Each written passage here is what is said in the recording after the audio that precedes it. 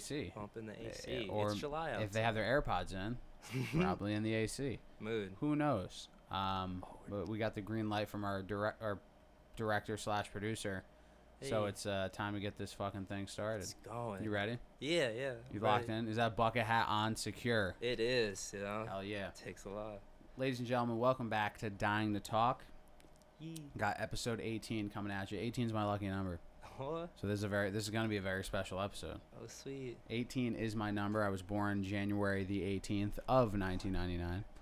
And we got a very special guest. We got another homie of Dying Industry Films, shocker, that I like to have friends of ours on the show. We got James. That's I. Hello. We got Bucket James. Hat, the Messiah. What? When you walked out of the bathroom earlier, Gigi for sure thought you were Jesus Christ. Yo, it's all for Gigi. She was like, "Oh, thank you." She thought it was it. She thought it was her time to ascend. No, that's a different dude. Goes Yeah. for that. Oh, that's the Grim Reaper. Yeah, that's my Halloween costume this year. Yeah. Oh yeah. it hit You already me. have your Halloween costume planned out? I saw the scythe and I was like, nah, it's done. It's locked in. Are you going Billy and Mandy Grim Reaper? Or? Ooh, I mean, I definitely won't be doing patois, but Yeah. I don't know. I'll definitely probably cloak and like it's a dope scythe. It's on the farm. Okay. It's Yeah. a real scythe? Real What the scythe. fuck you're gonna walk around with a real scythe? I think we'll see. It'll be handy. It'll be Okay. around. You know, we'll see what the party's like. Bro's packing with a scythe. Yeah, that's definitely. That's What is the a scythe open used carry. for? I can see. Is that for bales of hay? Yeah, Yeah. any kind of tall grains, I guess, something like that. Damn. Yeah, And the Grim Reaper uses it. mood. There's definitely a what do you call that? There's a lineage there for how that object kind of became associated with that lore. Gotcha. But yeah, Gotcha. whatever it is. We got Spence over there. No, What's just scythe. Watching someone use a scythe properly and well is very impressive. Very Word. cool. Yeah. Right, the up? stuff. Spencer's a big fan of like medieval, I guess, Heck just yeah. tools Some and tools, weaponry. Right. Just things. Yo, mood. It's got that look to it. It's a little Crafts. crooked. Got the handle on it, and just a little look. It is cool, for Nice. sure. You're right. And I've never actually seen a real one. I've only seen the ones at Spirit of Halloween. Mood. Same love till Spirit I of ran into Halloween. that one. I love how Hell yeah. chaotic that fucking store is. From September to October, and then the day after Halloween, it's gone like it was never there. Hell yeah. How you doing though, James? How's your Oh. week? How's your week? Good. I think the hard part's over. Yeah. A lot of the hard part's over.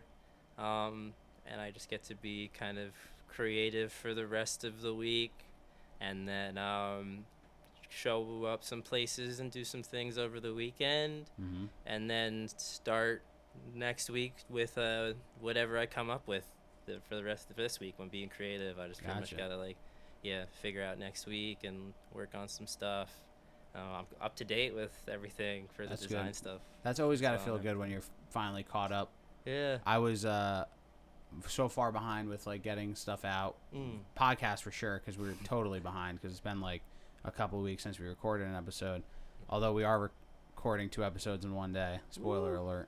I know, big moves out of Dying Industry Films. But when I do get caught up, I always feel like, no, I'm missing something. There's got to be something I'm missing. Mood. And then I'll go digging through the computer. I go, what do I got to do? I'll check all my notes. Yeah. And then I'm like, nah, I'm good. And then I'll get a text from somebody, hey, how's that thing that I asked 4 weeks? I'm like, oh, I knew it. Word. Damn it. Fuck. Yo, for real. Yeah. Just But other than that, my week's okay. Halfway through the week. It's Right. Wednesday. It's super hot out. right. I guess literally the uphill part does technically all downhill now. It really is. Monday and Tuesday seem like battles. And then the rest of the week, you blink and it's like over. I keep Mood. thinking, I don't know if it's my job that I have now or just time itself, but it seems like it's always about to be Thursday. Like that's how I'm feeling recently. Yeah. I don't know why. No, I feel that the part before the end, the part before the part that is the end. It's Yeah. like not Friday exactly. It's not Thursday. after. It's Yeah. just a little. We're a little early here. All right. For those of you who don't know who James is, we're gonna get to that right now. James, Hey. where are you from? Oh, I was born in the Bronx. Yeah. Yeah. What part of the Bronx? Lincoln Hospital. Lincoln Hospital in the Bronx. Yeah. All right. Yeah. Then my mother couldn't raise me, so she put me up. I ended up with some old folks in the valley. All right. Went to SUNY schools after the fact, left, but then came back in like 2018, and yeah, I haven't really left since. Nice. It's been a while since. I didn't know you were from the Bronx. Word. Yeah, that's I guess that's why. Yeah, I was looking for Newburgh. Has been nice because I don't know, it's closer to home despite being from the Bronx. It feels like similar to the Bronx. Yeah, I could have. Yeah, I feel like I could have. There's not many places in the world I feel like I could have really spent these last however many years that's been as much as the way I've wanted to and the way I have and as comfortably with as I have. Then and Newburgh is one of them, and it's felt honest in terms of like even if I went back to the Bronx, I've been gone for so long. I would just be showing up, whereas I more sort of like found myself here in this place, let it be known that I was welcome and it would like me to stay, and I have stayed, and that was real versus like just going home, quote unquote. It's enough like home, and it's mine really. Despite, that was beautiful. I'm gonna fucking cry. Well, yeah, no, I love Newburgh. I'm from here. Word. And I never have looked at Newburgh the same way you do. I'm like, yeah, that's where I'm from. Whatever. Right. So I feel that. Moved up to the Valley at a young age. Yeah. You're a musician. Yeah. You're also a graphic designer. Right. You're an amazing graphic designer. We're gonna talk about that. We're gonna talk about the music. Thank you. What came to you first? Crime. Criminal intent? Criminal intent Okay. and teenage shenanigans. Okay. Music didn't stick in like middle school. My father tried. He got a friend to try to teach me, but they taught me the traditional way, and the lessons just didn't work. So like I lost a couple more years, and like your energies are gonna find outlets, and like so skateboarding, graffiti, like other crimes. Well, skateboarding's not a crime. They're criminalized. Graffiti is for sure. Yeah, and it's criminalized and persecuted, and like, you just want to be free to do your thing, and after that, it's definitely a little worse. But by I guess by like sophomore year, I had just like. The summer after sophomore year, my mom was like, "You're not doing anything," and a really lovely music school opened up down the road, and that gentleman just taught me chords, and and it just kind of stuck. And then I went to BOCES junior year for graphic design, and I did film classes, and it just all kind of merged together, and like just neck and neck with one another, and like the graphic design was needed right from the jump. Once the music lessons turned into like we're making bands now. It was, we need logos, and then once the bands got shows, you needed show posters, and then it just kept going. Made some short films in high school. Oh, really? Made some, starring roles or behind the scenes? I'm in a couple of them because I didn't work with actors like that then. Gotcha. But they're nice. They're chill. There's a couple, like one or two that I'm happy with for I'm gonna have student to check films. those out. I would love to check. I'll those run out. them. The one student film that I starred in doesn't exist. It got removed from YouTube. There's like some beef between the two people that made it. Word. And it got removed. But I'd love to watch it. I have one picture from it. Yo, damn! It's the most student film thing ever. They got a 17-year-old kid playing a detective. Word. And I'm in a suit. Heck yeah! No, I feel that. Yeah, the casting rule number one is don't cast kids in adult roles, or if you can't write it down. But you can't. What are you gonna do? What are you gonna do? You're a student, and you're making a student film. Like you don't have all these things at your disposal. I remember when I was in college, and I took like a short film class and like a storytelling class, and we'd have to. It was over Zoom, but we'd have to like make short films and send them in, and then we'd have to watch everybody else's. Mood, it's just like I would say I had, even though they weren't great, I had a good advantage because like I already knew actors, so I could just like use people that I knew. And it was so funny though, like this one kid he had like his younger brother playing like a 40-year-old man. Like, dude, this kid's like 15. And it had the mom play like the wife, and it was like an argument. I'm like, why couldn't you just cast like an uncle or something? This is just so weird. Right. But so Makes music sense. and graphic design kind of surpassed the filmmaking. They happen more frequently, that's for sure. Yeah. And film is a longer game. Absolutely. As y'all know Yo, much we know. more than I. We fucking know, Facts. dude. So it was like, and it's helped, like knowing how long a director or a writer like has a film. Yeah. And applying that to music of like, yeah, musicians really want to gig all the time or want to put music out all the time, but knowing that how long like someone like Christopher Nolan or James Cameron, who like wrote Avatar immediately after Titanic, but was like, the technology doesn't exist yet. Yeah. Or Christopher Nolan wrote Dunkirk in the 90s, but like with his wife, but they knew they wanted to make it when they were like well into studio budgets. And it just is like, yeah, you just sit with stuff for the sake of the idea. Like the idea is going to happen in the best way. That's what matters more. Like, so I've applied that, but yeah, music and graphic design are the arts that I get to like really participate in like much and more frequently. They coincide with one another Yeah. so heavy, and that's something that I struggle with is with the graphic design element. I'm like, I can't. I can draw and I can make like a very simple Word. flyer, but I wish I could trade in like one of my skills or hobbies for in exchange for graphic design abilities. I feel that. Because for our own stuff, like right.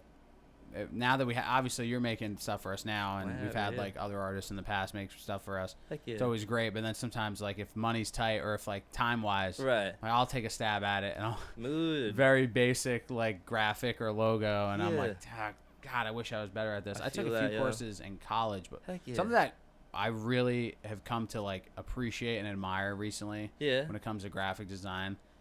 I got Kara a record player for our nice. anniversary / her birthday, Yeah. and we've just been going like hunting for vinyls. Mood. Dude, there's just like record or album covers are so Right. crazy. Heck yeah. I would love to just like design Absolutely. something for somebody, and that right Beautiful. there, it's like, I mean, how Right. else do you get somebody to be interested in your music if it's not playing on the radio, and if Right. it's not back then, if it's not like playing actively when you're at a record shop? You Yeah. think of some of the greatest albums of all time. Their graphic, that image, is second nature to like any song you can piece together. Mood. Yeah, it's really the first way to kind of show the world of that song or that album. Yeah. You know, it's such a Some of good the most one. iconic album covers of all time are now Thanks. shirts available at Kohl's for $7.99.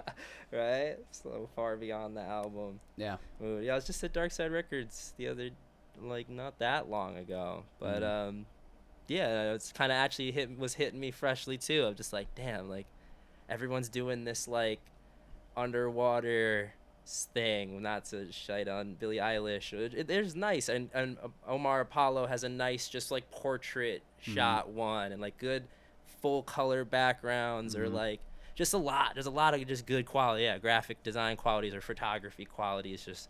And yeah, it's really had me thinking about that same thing. Like, damn, the world, the space of album arts covers is so wonderful and varied, and like such a place to play and like come up with really good ideas and that complement your music. It's definitely that's So when you started out with designing, I knew you had learned it at Bosie's. You had said, right?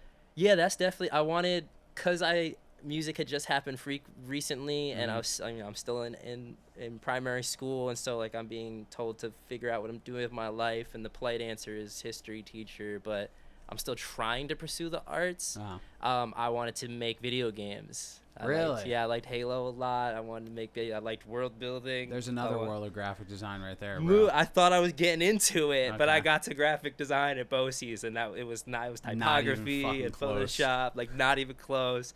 And I think I like writing worlds more than I couldn't like coding. And it hit me like, oh yeah, coding is a thing. Like that's technically the real meat and bones of the industry, not me. So I didn't finish Bosie's out for that. I just did the first year, but like, I've had to graphic design since 2012 now. Wow. Since then, yeah. And you only did it for like, you did it as a hobby, you did it for other bands? Were you making money by like off 20 it off rip? Yeah, by 2015 I'm doing it for like other bands, mostly as a hobby, and I'd say like since like 2016 2017 I would like usually tend to get paid a little bit. Yeah, nice. That's got to feel nice, a long culmination of like working on something and then boom, money starts coming in. A little bit. We'll yeah, get there someday. and I got the talent like you were, so like I, for the most part, like even just y'all's the other week, like I didn't think I had nothing for that. I really truly was feeling. I asked Brenda to do it. I was like, I'm not feeling it. But then I really kind of deconstructed the first one and like knew I was going with the darker colorway for this one, and like I got it to come together, and I was like, wow, I had zero inspiration throughout that. I didn't think I had the talent, and I kind of got it done, and yeah, I can do it now, and my style is my style, and like I'm happy with everything, and and I can get paid for the most part. Definitely seeing like since I opened up and started running heavy press with folks since like 2019. You guys been open for that long? Yeah, we started at a Watershed.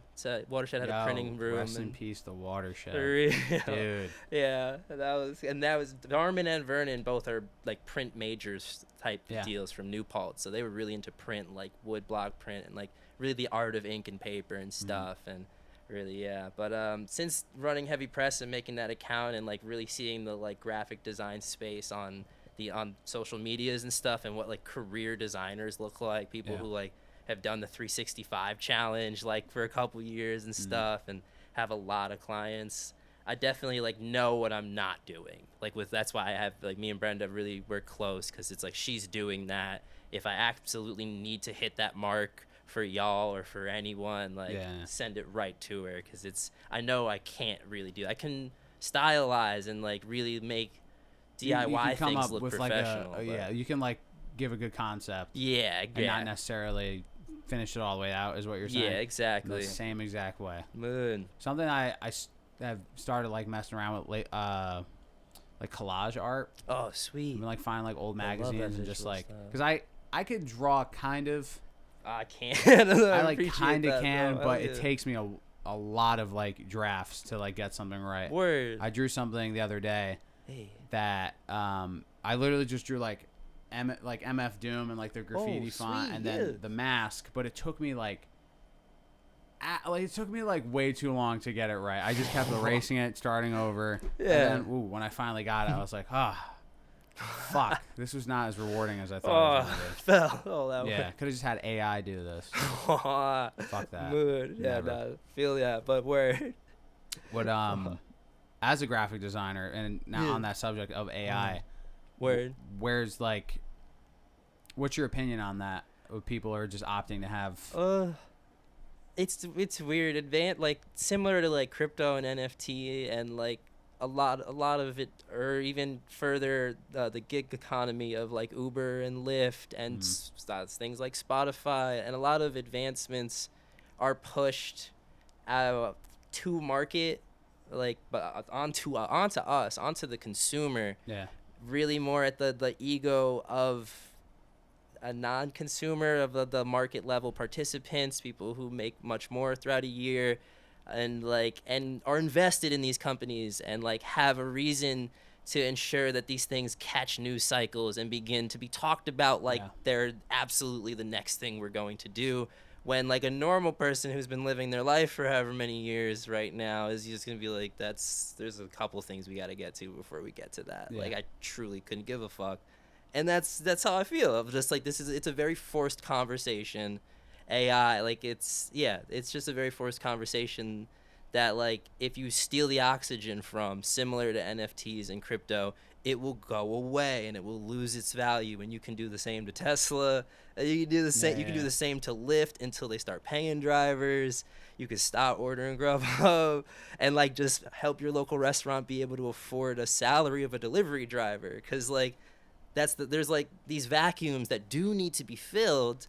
But these bad solutions are what can get developed, and it's Silicon Valley and startup culture for these last 10-20 years has been a vibe. And that's where this stuff gets pushed out of, like, by those people onto us, and we will buy into the hype or not. If we can not buy into the hype, it'll go away. If you don't need to know what you would look like in 1,000 different styles that were stolen from artists, and you can just skip that, we will be fine. It is like the concept of AI. Yeah, we've all been aware of it, no matter what. Right, since at least the 90s, it's been an idea. It's been an idea that one way artificial intelligence will replace whatever. We love it. Yeah, but when you actually start seeing like early.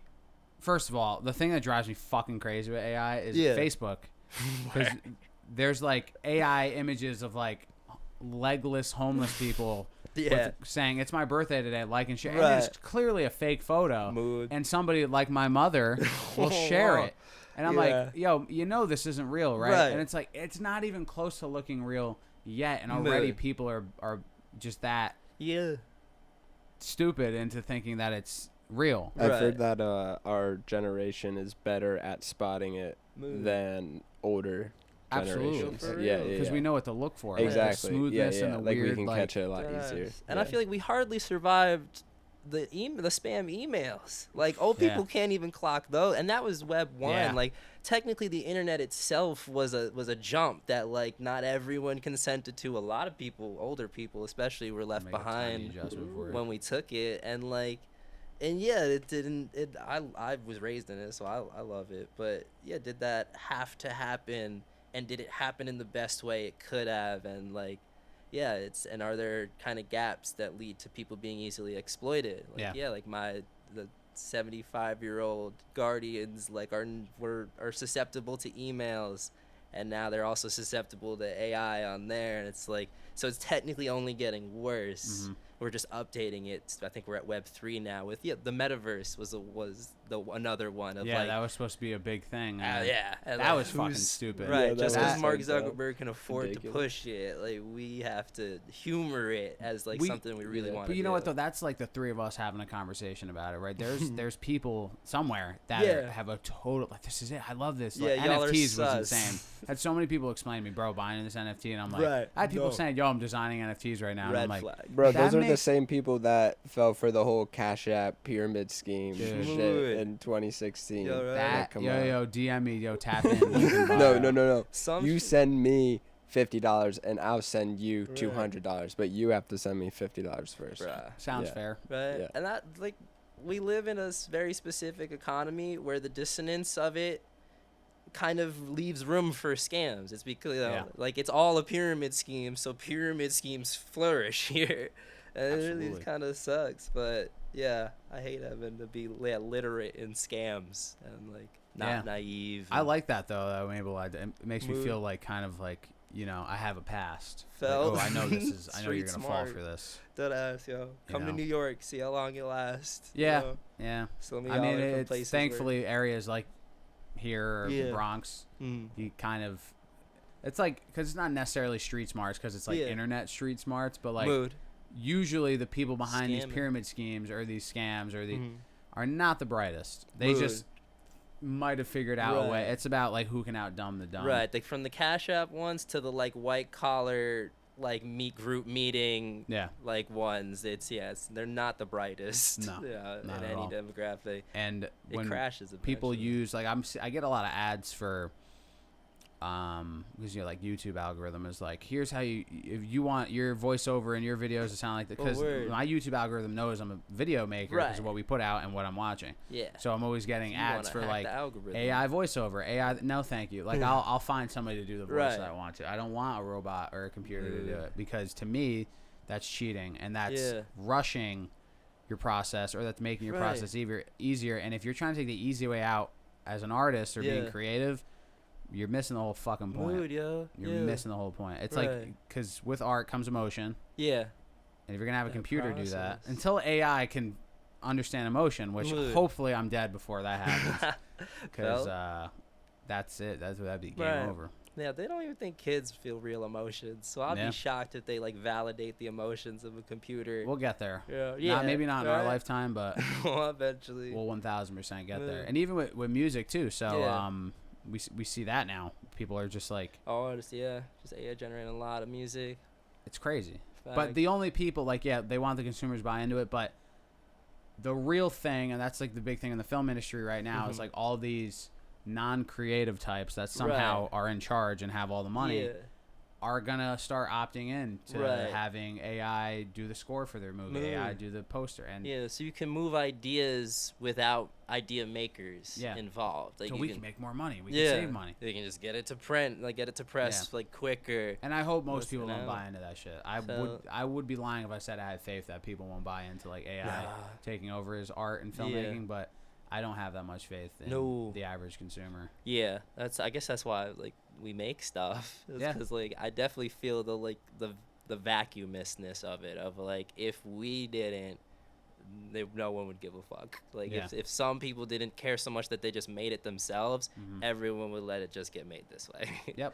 Absolutely. Yeah. So much of music and film and like painting or like print art is very, a lot of heads being like, go make it yourself, like make stuff, like please, like yes, there is a system making it at a level that's inaccessible, make it yourself too. Like they all kind of just have that constant absolutely facts. But don't use AI to do it the easy way. Like do it yourself.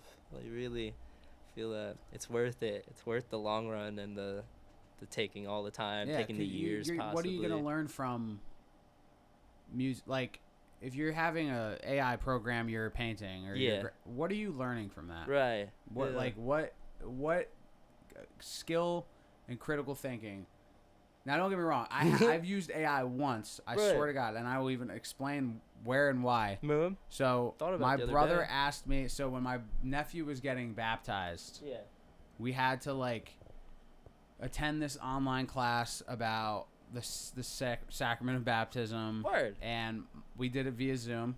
Oh, okay. My and my the class. Nephew's mother, my brother, and me. And my brother was at work. He had to go. He was like, I'll come back to this. Yeah. So the priest asked him to write a letter, and Anthony asked me. And I asked ChatGPT because I was like, I don't have time for this. Right. So I literally was just like, write me I was the only time I ever used it, and it felt like so wrong. Word. But it's fine because the priest ain't gonna know. A letter for what? A little short essay on like what we learned from the video. I wrote mine from the heart. Word. Anthony asked me to write it. Right. Which is basically, I'm AI for my brother. Exactly. If he can't do it, he's just gonna ask me to do it. So in a way, no moral qualm. There's no exactly. Wait, what do you mean no moral qualm? It's all right. There's no moral qualm on your part. There's no moral qualm on my part, traveler. For real. He texted you That's typed pretty much to AI. some That's dude. Let's talk about some music, bro. Let's not be so macabre here about AI. Early inspirations of music. What did you grow up listening to? Skateboarder getting into trouble with graffiti. Word. So, oh man, listening to that, or doing all that, playing outside. There's definitely, it's the early 2000s, so all that like, oh man, I guess my Chem and Fall Out Boy and all that stuff that would be going on at the time. Shit like that. In the home. Oldest sister definitely put me on to like Alice in Chains and DMX and Jay-Z, shit like that. My sister is a little younger than her, put me on to like NSYNC and Britney and like Janet and like Michael, a lot of Michael. Gotta have that. You gotta have that variety, bro. Yeah. And then my mom loves crooners and shit. She's really into just all the old stuff. So when you started out with making music, you went straight into. Did you ever try rapping? I can rap. You can rap. I can rap. I can rap too. I actually made my first rap song. A few days ago, like last week. Go. A week ago today. Oh, you told me yesterday. Yeah, because we were talking about let's do a Marco. A week ago today, I made my first rap song. Let's go. So it was straight to rock music. It's a vibe. Yeah, because my dad, a lot of jazz and blues was my dad's thing, and I guess. And a lot of Johnny Cash and the Beatles. I love Johnny Cash. Yeah, that's the dude. And like TikTok making him relevant again. Word. The Man in Black. I gotta open the app. What's blacked out? But what did I first start playing? I guess a lot. By the time I could play music, it was like festival or Urban Outfitter folk was going on, Like, so it was like, what is that? Like Mumford and Okay. Head in the Heart. I loved Bon Iver. At least I had like different tastes really going on at the time. Like I was really getting into some of like the Warped Tour stuff, like the Wonder Years. Yeah, What did you refer to that era? Oh, the Urban Outfitter folk. That's funny. Yeah, that's like really, the really, cafe really folk, or okay. you know, yeah, the shit, just that resurgence that was going on. It's I've never been to Urban Outfitters. Word. I've never seen. That's funny. all right. Where's the nearest one? Maybe Danbury. Probably in the city is the most popular one nearby. We should go. We should film it. Yeah, the vinyl resurgence have popped up out of there. And, Yeah. But my first band was definitely very festival or Urban Outfitter folky. What was that band called? Oh man, that was called Bleep. That was called y'all not Googling that one. And that's high school. It was fun. I had my voice was high and I was playing an acoustic and we were living young and wild and free or whatever the fuck. Singing Bon Iver. So I wish I had to hold on to the Bon Iver. The Bon Iver, I'm more Bon Iver now than ever before because I remembered that, like, yo, you were like listening to that album, like that meant something to you. That was his soul right there. Yeah, so like I found like Miles when he discovered the Strokes. For me, the Wonder Years and the pop punk stuff, and all right, so I smoked weed after high school, and then I was like, oh, this gotta change. Like I feel different now. Like I feel things, and my music, like I just jammed a fuck ton with some friends all summer. Wait, you didn't smoke weed in high school? I didn't smoke weed all of high school. Really? For the most part, that shocks me. It shocked everyone at the time, like you too. came out of the womb with it. I looked like it at the time, too. Yeah. You know, and I didn't correct nobody about nothing. Okay. Like, yeah, but really, my folks were strict, so it didn't. Yeah, after high school, like towards the tail end of high school, I was hanging out with some good friends, and then like we just had a great summer. Listen, the music that summer was definitely like acid rap by Chance the Rapper, Fleet Foxes, Sigur Rós, Childish Gambino, for lack of a better album, and some other shit. That was 2013, really. Wow. Yeah, it's been a while. 2013. Out here too long. long. A summer. The summer of 2013. So, I'm saying, yeah. Where were you when? Where was I? Yeah. I was definitely. Oh, I know I was still playing baseball. I was probably like in the Kmart parking garage skateboarding, trying to ollie. Fire. Being fat. I was probably balling. But that was like where my 2013. Let's not. We'll have a special episode. Y'all. What a time. Yeah, no. So all right, so let's skim past all the cringy that's the music, Urban Outfitter cringe. bands. When did we start sticking with what? Oh, word. So after that, I hung out with my brother Michael a lot that summer, and by the end of it, our friend Danny went off to college in Baltimore, and we'd visit him a bit, but it was like clearly like different now. Like Mike and I are gonna be doing shite, and like I'm playing music. Like that's I left school knowing like I can just leave and never really do anything. Yeah. And which was the plan. Hanging out with homies was just like, once y'all are out, this is over. It's gonna bounce. Yeah, I'm just gonna bounce. But Mike like knew that and was just like, nah, don't. And like you should do this music shit. So then by winter of that year, I like put the call out for like what I was feeling sonically of like I'm looking to put a band of like.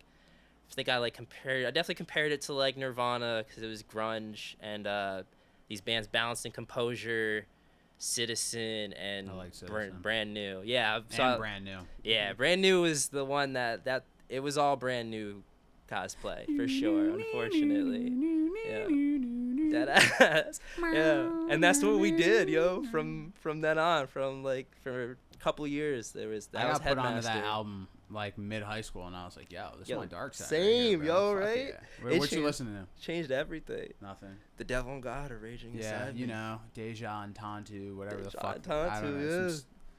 Some bangers. Facts. No, they really. I hate it because they're 5 for 5 albums. Yeah. They're perfect. What a band should be doing throughout its lifespan of like evolving. Mm-hmm. They keep pace. Yeah. Every record, and to do that, he had to abuse a lot of people, a lot of minor women. Yeah, I was gonna say he did band did shoot themselves in the foot. Yep, right out on the exit too. Yeah. Right on the exit, and like you just found out that like, hey, this kind of not exactly the whole time, but definitely for the early half, Yeah. I wasn't, and I wish this is how his statement was. Like, I wasn't any better than any other person in this industry. Instead, they go for the playbook of deny and, like, just flat, like, my wife, my child. Like, just say you did what this thing was and shouldn't be anymore, and, like, let us bury you and, like, let us move on and, like, really learn from you. And I had to, because, like, I had just done the grunge band because it's like an older brother or father. Like, I just was who I was for X amount of years because you were cool to me. Yeah. I got to figure out what's going on in here and get it out and, like, move. And I had closed the grunge band, really, before their last album, Science Fiction, came out, and was, like, moving on to the, like, to the new stuff that, like, I've been kind of carrying since, like, 2017. And I was just really kind of moving on in sound. And, like, that album came out. It was fire. But then a little bit after that, we kind of found out. It was like, But so then what was the next thing from there? I was in a collective at a SUNY Purchase at the time. And, I knew I wanted to make all this stuff I've made and all since. Like, I wanted to do Save Your Salesman and James stuff and just, I knew what I wanted to do and the style of it. I knew the style of design I wanted to continue down, and I had some songs. I realized I had, like, good number of songs and an album, and I asked the, like, musical members of the collective to work with me on making this album. I was very shy about it because I didn't want them to think, like, this is what I thought, like, we were, like, this is one thing I think we could easily do. That's all. But, like, we're great musicians. We could churn out anyone's album. Could you help me on this one? And that was really it. And it was great. And the collective was good. We made a couple movies, couple albums, some good, like, musician and band identities. And, and then fucking dirty exit out of Purchase. Definitely, I think we ripped each other apart and got very Hunger Gamesy.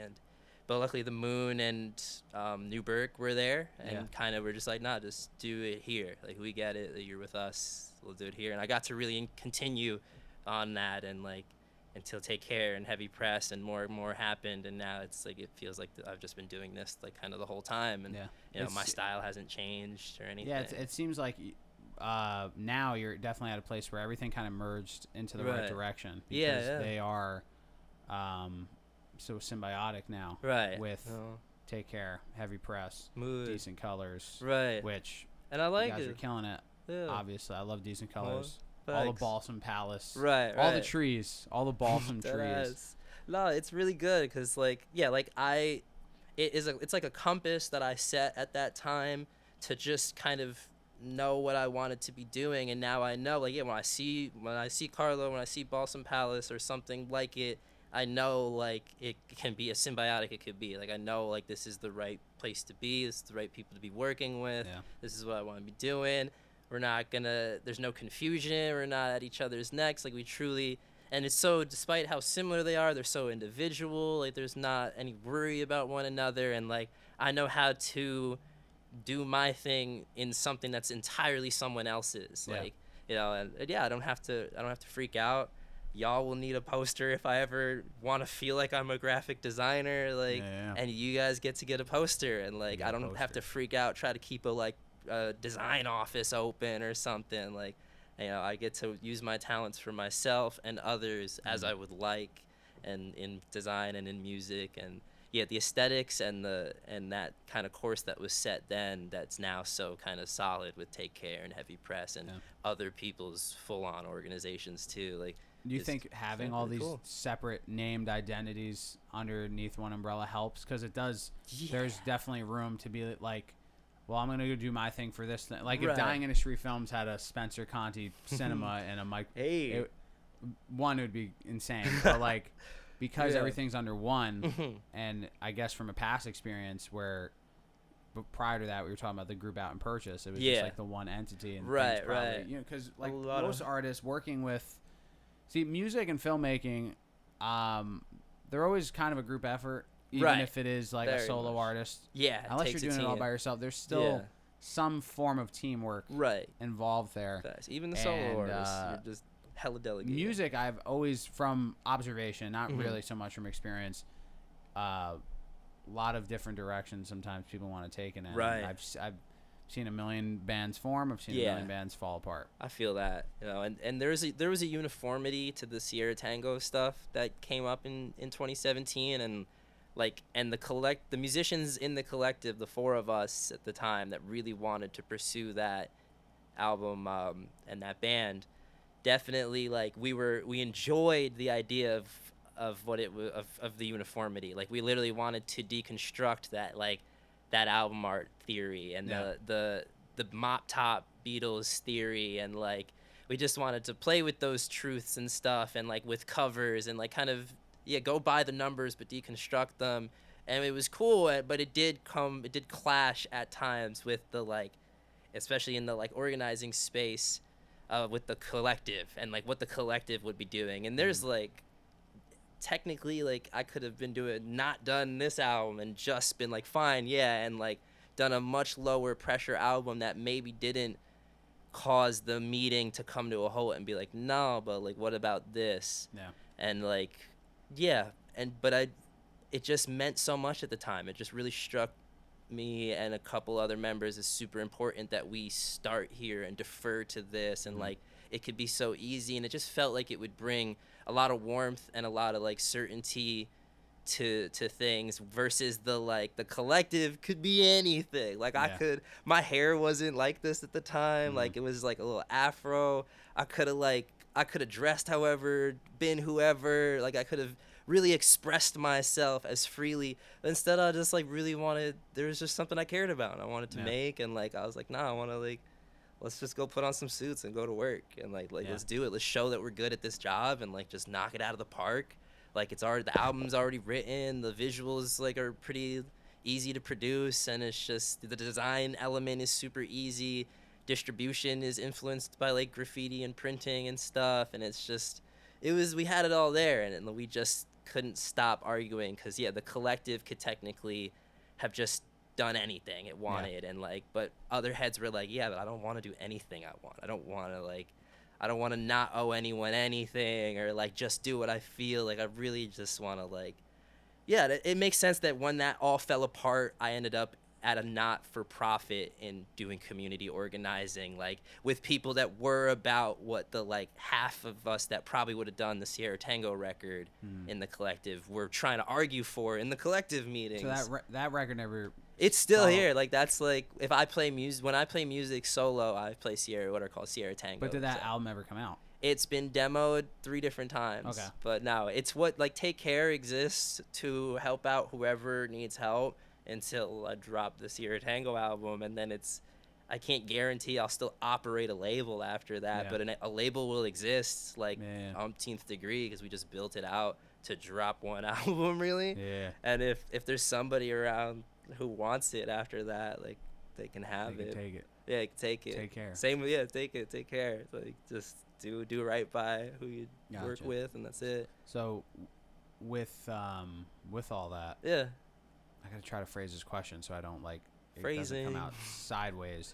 Yeah, Which part of the process do you find the most comfortable? And I mean, because you kind of mapped it out perfectly. You got it. Every idea starts with the idea, the brainstorming, then the writing of the music, the performing of the music, the visuals, the distribution. Ooh. So and it's interesting because you're on both sides of design and of music. So you've already proven you can do all that, but what would you say is, all right, let me just get to this part and then everything will work out?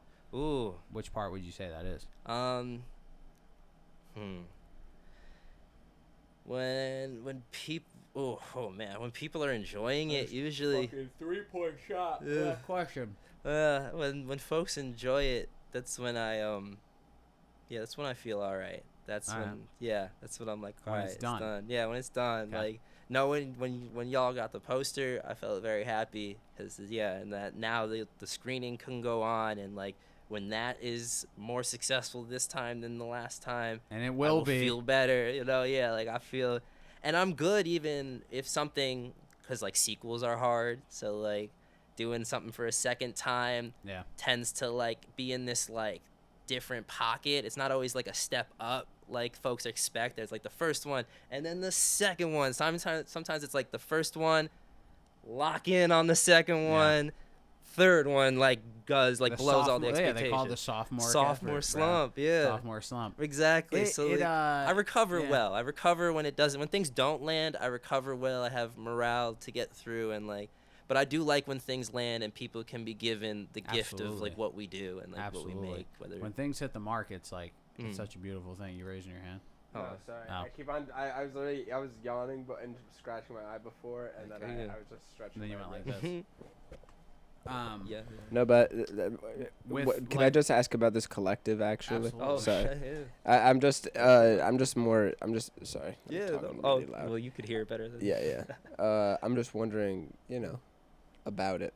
How did it start? Where did it? How did it? You're saying there's a lot of infighting that led it to dissolve. Mood. I guess around fall 2015, I was like burning out of the grunge band, burning out of New Paltz, burning out probably in like a lot of ways. My relationship was ending. I was moving out of Hyde Park, and I had incubated that band in the Poughkeepsie scene, and that was like really taught me a lot about how much a scene gives the life of the band. It really creates it.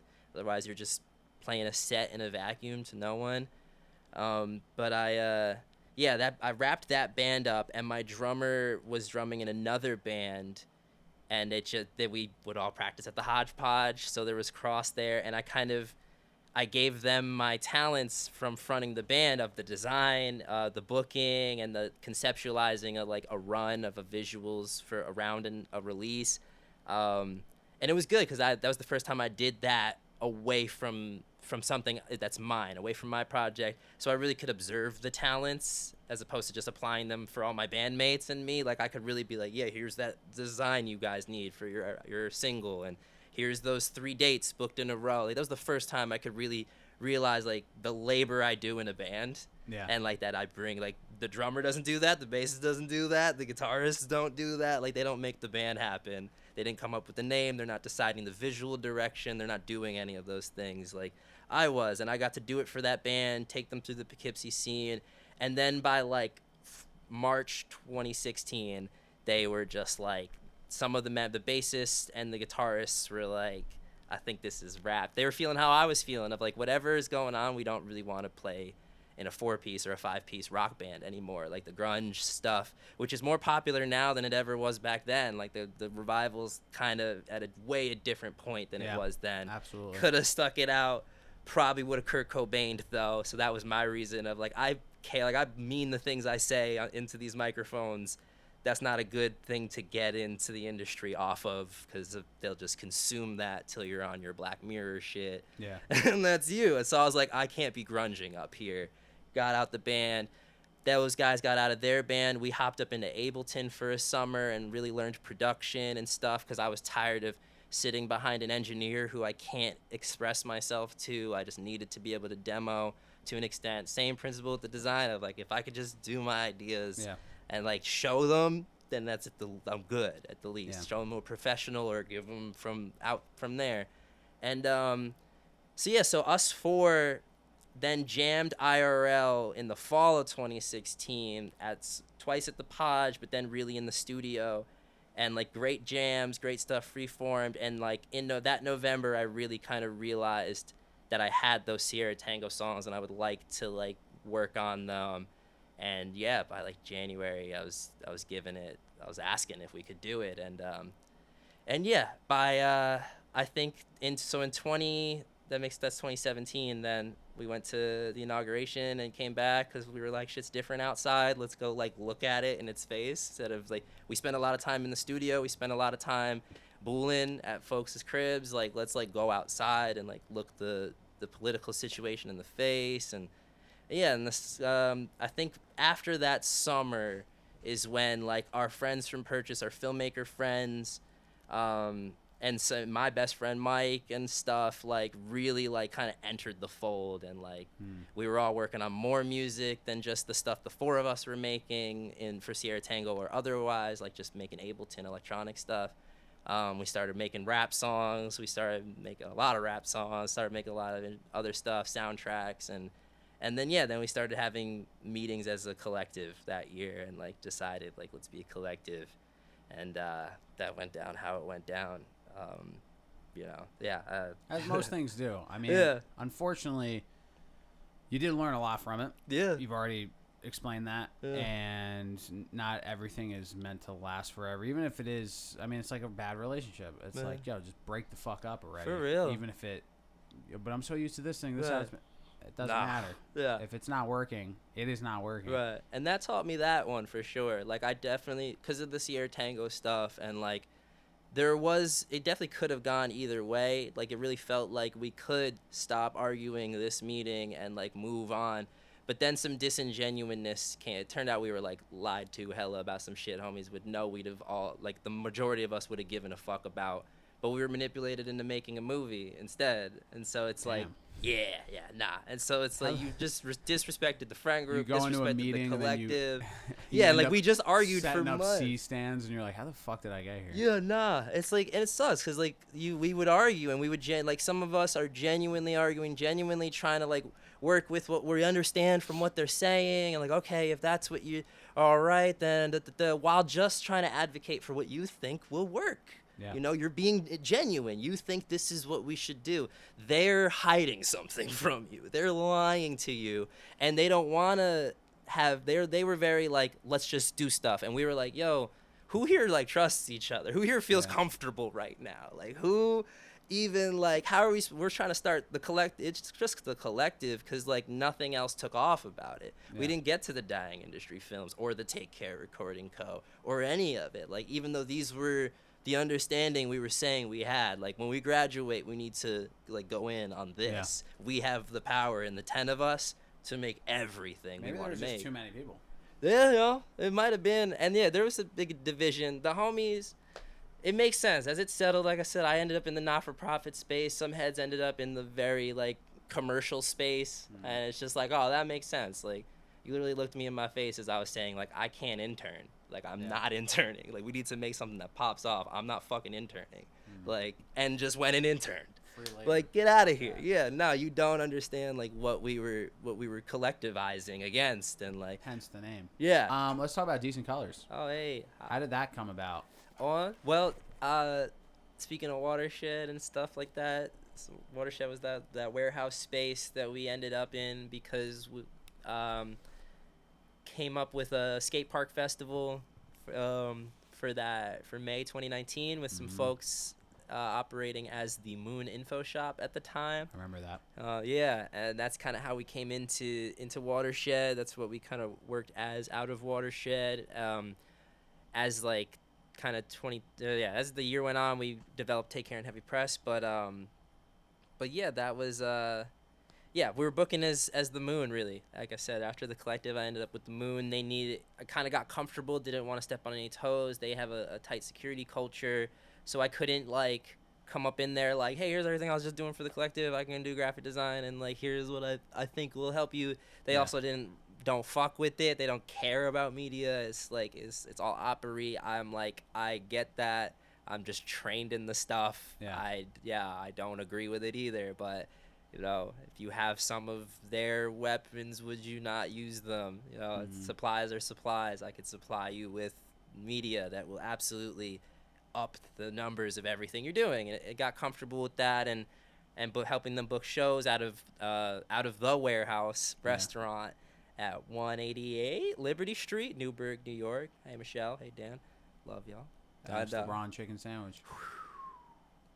Just great menu, great newspaper. So started there, and that led up, at least our tenure with it led up to Skater DIY, which was like the biggest effort. And we after partied at Watershed, because another member of the collective and the Moon and Take Care and Heavy Press for some time as well had known Darman, who was handling the lease with Ted Doring of Newburgh, whose building it was, and he was pretty much like doing similar to what I do, of just like handling the go-between for everyone who's doing the stuff and whomever might be cutting checks or funneling other stuff. And I was Trippy Switch and the Cortezes and Carlo and all those folks are folks that I was very blessed to meet during my tenure of the Moon and Watershed. And it meant a lot in the moment. I express it to them often of like how I really saw my own journey, and they had expressed the journey they were on in some moments, and like, yeah, I told them to go to New Paltz, to Poughkeepsie. Similarly, like, here's places that like bought my band's years. Yeah. Go there, buy your band years, like, keep it going. Like, oh man, could I have known that years after that, because the pandemic hit in 2020, and they had their own journey that kind of brought the conclusion to Trippy Switch, that in 2022 summer I would be at Summer Jam, which I knew to go to. Mm-hmm. Like, I recognize home when I see it, so I went home, and yeah, ran into Carlo there, and a couple weeks later we just touched base, but a couple weeks later he hit me up about playing bass, and I just knew like what I did for them last time, to do what I could do for them this time. Like, this is what that was for. Like, I was like, yeah, this is, if we had been doing it the whole time, this is probably where we would be at. So I just knew to, like, we're picking it back up. Yeah. I didn't expect to play in the band. I even expressed that at the time of, like, yo, I could do anything you want from Take Care Recording Co., including give you a player from our roster, a fill-in guy who's me. But we'll see how it goes. Like, look for a bass player. Yeah. But, like, yeah, Carlo and I, as Take Care and Balsam, work very well together. Antonio and Mark mean, like, the world to me. And, yeah, it definitely, yeah, it's changed my life. It changed the trajectory of everything, of Take Care. Like, I knew I was going to be doing it for a little bit longer than I expected. I probably was getting ready to wrap up almost. And then, like, this happened. I was like, nope, another leg. I'm gonna do a leg with these guys first, and then some other stuff. Yeah, like, really let me know I was gonna be here for a little longer.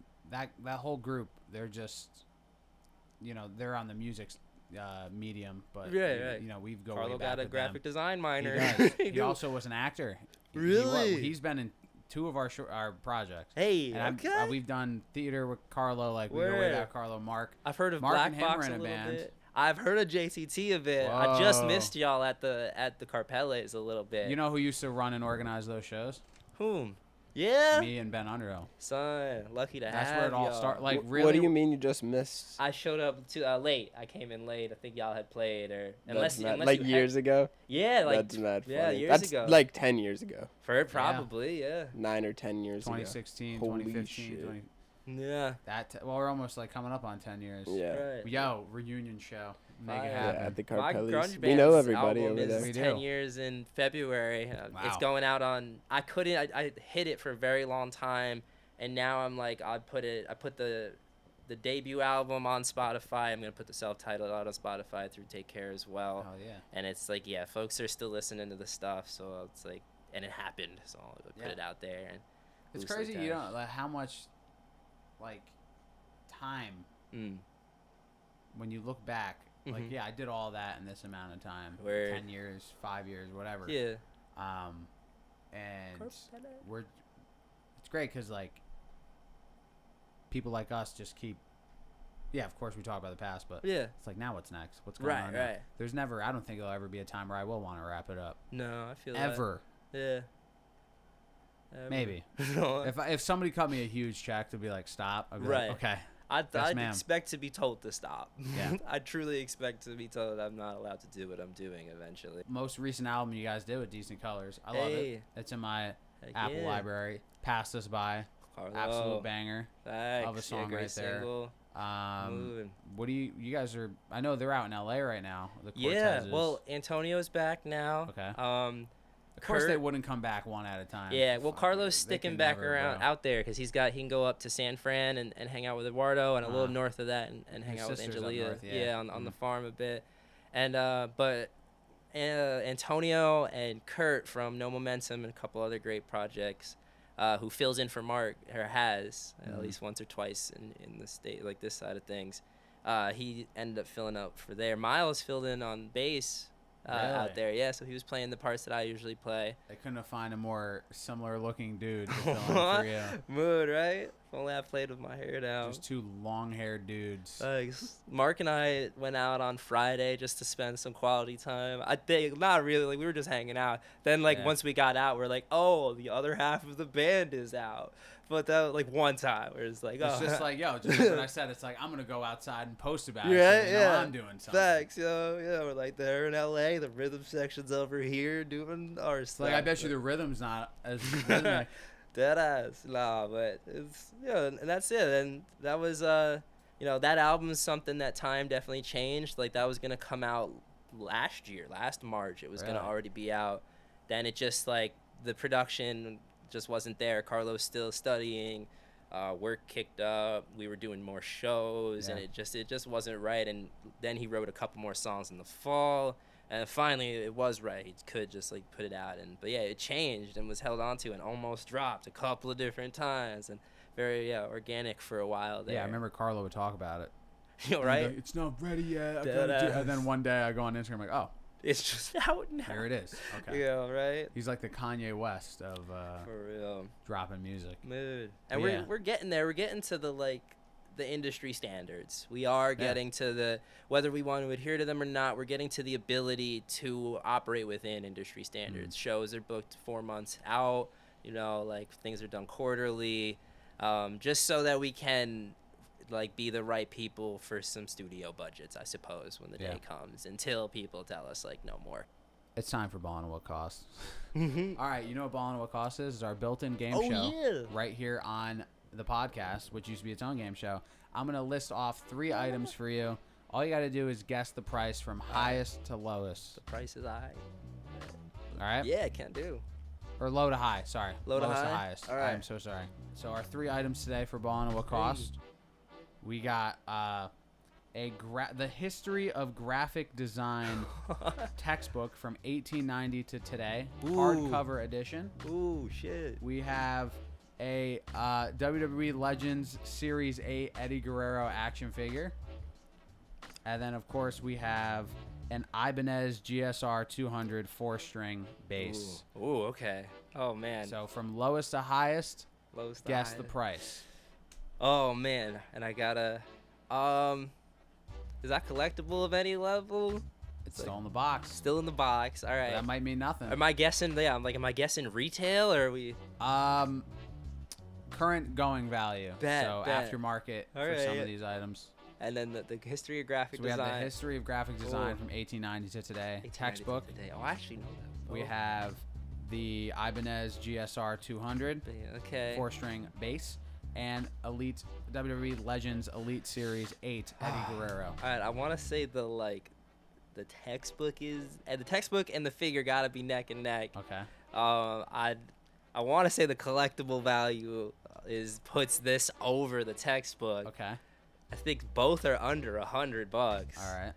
And then I don't know the model of that Ibanez, but it's got to be under $500 or it's closer to $800. Okay, so what are you saying from lowest to highest? You're saying textbook, Eddie Guerrero, the Ibanez. Is that your final answer? You're locking that in? Yes. Oh man, I don't think I've ever game showed before. Yeah, and you got it right, dude. Hey, my god! I don't think has anybody. Well, we helped Hampton get once or twice. Yeah, Hampton. No, everyone. I think a couple people. Ayana got it right too. I could not game show. That's stressful. Oh, Ayana definitely. That puts you on the spot right there. But you were smart. See, you were smart to ask me about that Eddie Guerrero. So. The graphic design book was $35.75. Mood. The Eddie Guerrero Elite figure, and good thing I looked this up because I was going to take this out of the box today. $89.99. Hey, $90 is its resale value, and then the Ibanez GSR, $230. Pretty much everything you said though was accurate. We're about halfway through the year. Yes. What do you got coming up? What's next? Well, yeah, I think I'm excited for the next half. Because there was a lot of post-winter stuff, a lot of kind of reorganizing in the spring and rolling that out in the late spring and the summer so far, and now it's everything's on a steady track until harvest season, and then there's our tent poles, which is a fall fest at the Grange. on October 26th. And then our VFW show, which is like our home show, we do one as much of every December as we can. I think we've done like 3 so far, 2019, 2022, and 2023 we've done. And we've done a couple different VFWs. We're looking to do Beacons VFW this nice. time of year, or this time around. And yeah, and that's really it. Decent comes back locally with Newburgh in August, Kingston in September, 2 dates of, fucking Newburgh again in October, and like 2 dates in New Paltz in November so far. Sweet. So yeah, we like to leave it open. Other than that and Howland and the VFW show, the rest is like what will come in the postseason, Gotcha. like who will hit us up. Anything in the studio wise? What should be looking out for on any other projects or? Yeah, I mean, I'll probably put out a single this year. I just need to finish some vocal layers and some cymbal layers on it. What else is this old band that I was in called Good Death has some posthumous stuff coming out. Okay. Just a quick like demo tape with 2 covers.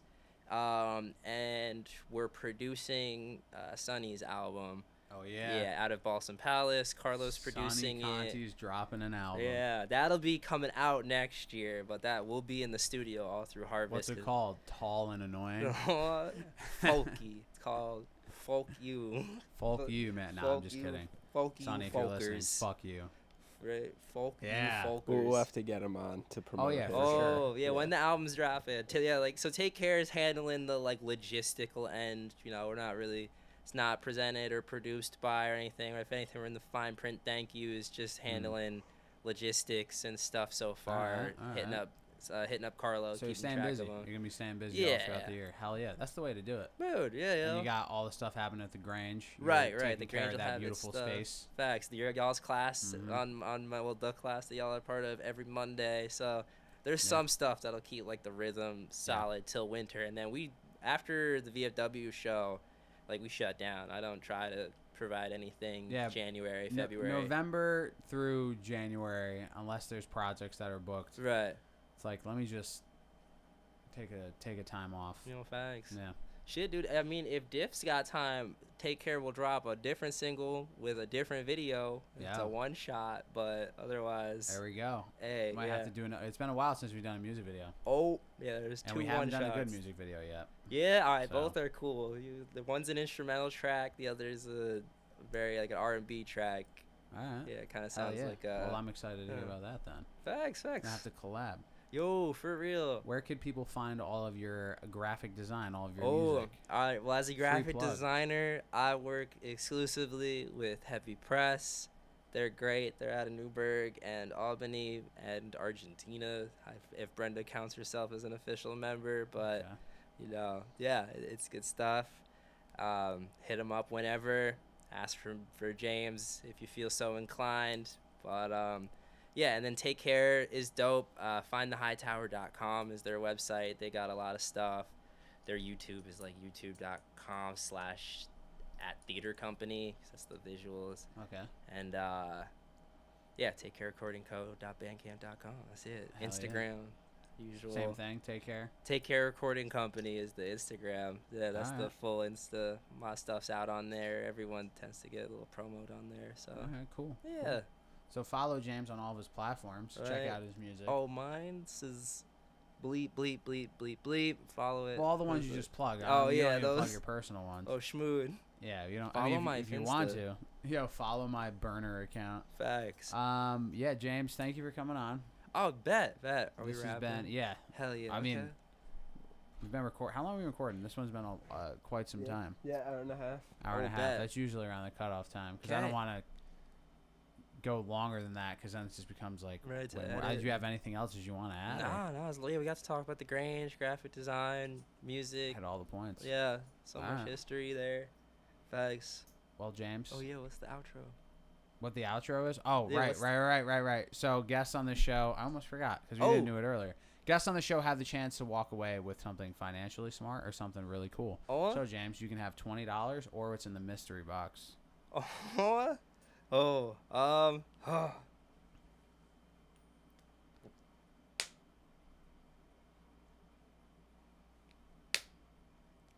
Oh man, mystery box. So Shit, I should mystery probably take the box. cash. All right. Well, now you can't because you went mystery box. No, you can grab it and open it. Come on, bro. Mystery box. Is it something? It could be $20 in there. Hey, what is it? Nah, it's an enamel pin. It's an enamel pin. Holla. Bug Bart. Bug Bart. Let's go. Love enamel pins. Not worth $20. No. Maybe you should have. Maybe you should have took the crisp $20 over here. I had to listen to the coin. To It's listen to the fates. So far, nobody's taken the $20 yet. Yeah. So far. Hey, that's all right. We'll get somebody. Facts.